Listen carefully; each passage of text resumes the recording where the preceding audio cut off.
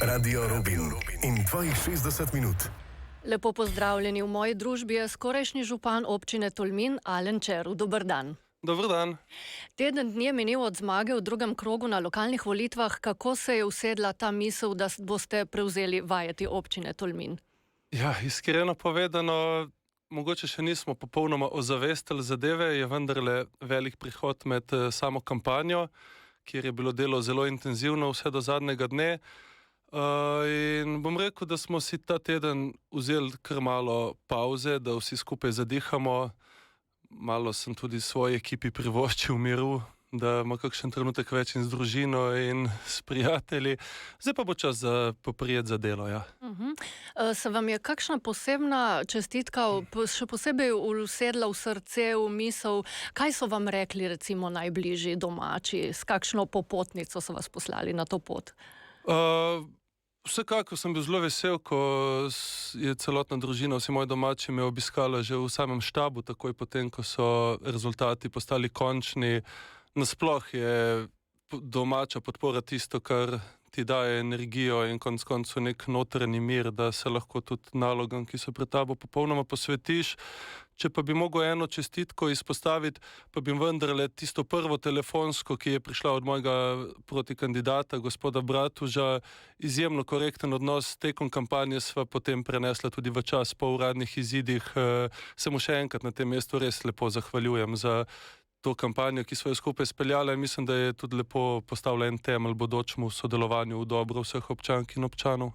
To pa tudi pomembno, kaj ne, da tudi sodelujete z ostalimi v občini? Glejte, absolutno. Sej pred občino Tolmin so zelo veliki izzivi, konec koncev tudi veliki projekti, ki bodo zahtevali širok konsens, ne samo pri umeščanju v proračun, ampak tudi pri črpanju iz vseh razpoložljivih virov, pri čemer nimam v mislih samo finančnih, ampak tudi vseh tistih drugih, kjer lahko vsak po svoje prispeva, in nobenih vrat si ne želim zapirati. Mislim, da smo se res najdali v tem programu razvojnega preboja, ki ga bomo poskušali v naslednjih, bom rekel, kar 8 letih čim bolj realizirati. Kdaj pa bo konstitutivna seja? Kdaj boste uradno postali župan? Ja, konstitutivna seja je na sporedu 22. decembra, dan kasneje pa ima vas sedanjo županjo primopredajo, tako da bom dobil kar zanimivo božično darilo. Sedaj delate in živite v Ljubljani, rekli pa ste, da če boste izvoljeni, boste se preselili v Posočje. Kako je zdaj s tem? Drži, delam ne več. Od petka sem uradno brezposeln, če se malo pošalim. Pogodbo na Ministrstvu za okolje in prostor sem v dogovoru seveda z delodajalcem predčasno prekinil, tudi zato, da lahko oni kar čim hitreje pristopijo k iskanju nadomestne zaposlitve.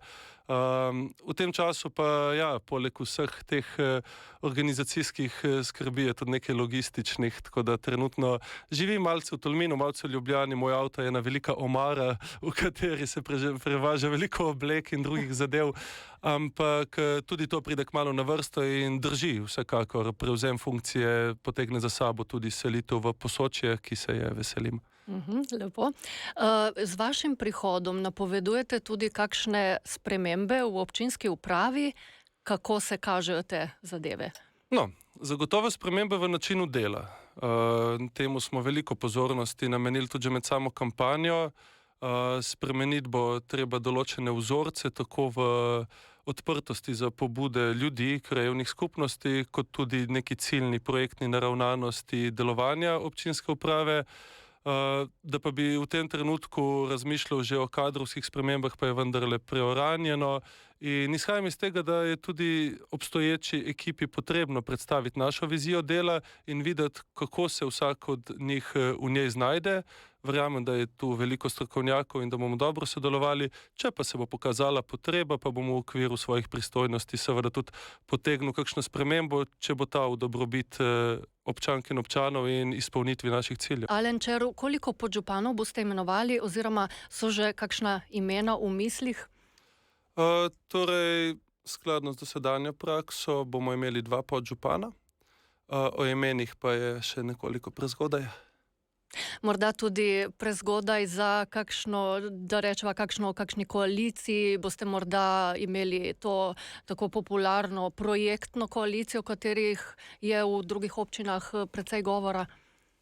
Ja, definitivno. Jaz sem že med samo kampanjo poudarjal, da želimo sodelovati z vsemi občinskimi svetniki in v prihajajočih tednih bo čas za vsebinske sestanke z vsemi svetniškimi skupinami, kjer bomo, verjamem, poiskali konsens na tistih ključnih projektih, pa tudi dosegli potrebne kompromise, kar se tiče ostalih delovnih področji, da bomo lahko kot ena velika ekipa stopili v to obdobje, ki je pred nami. Tako da absolutno se želim izogniti kakršnikoli delitvam vnaprej. Vrata so za vse odprta.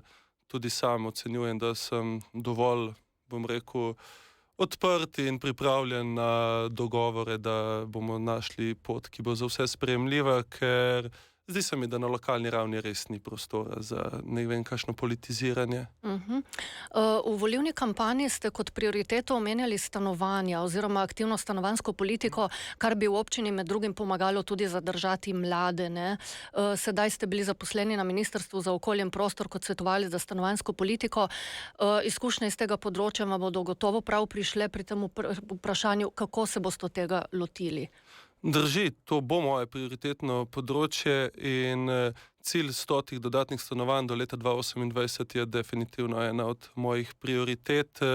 Ne samo, da zadržimo mlade, da tudi starejšim omogočimo oskrbovana stanovanja, ko bo to potrebno, da tudi podjetjem, ki dobro prosperirajo v našem okolju, omogočimo možnost kadrovskih stanovanj. Skratka, tu je veliko potencijala in nekaj ključnih projektov je že nastavljenih. Ne?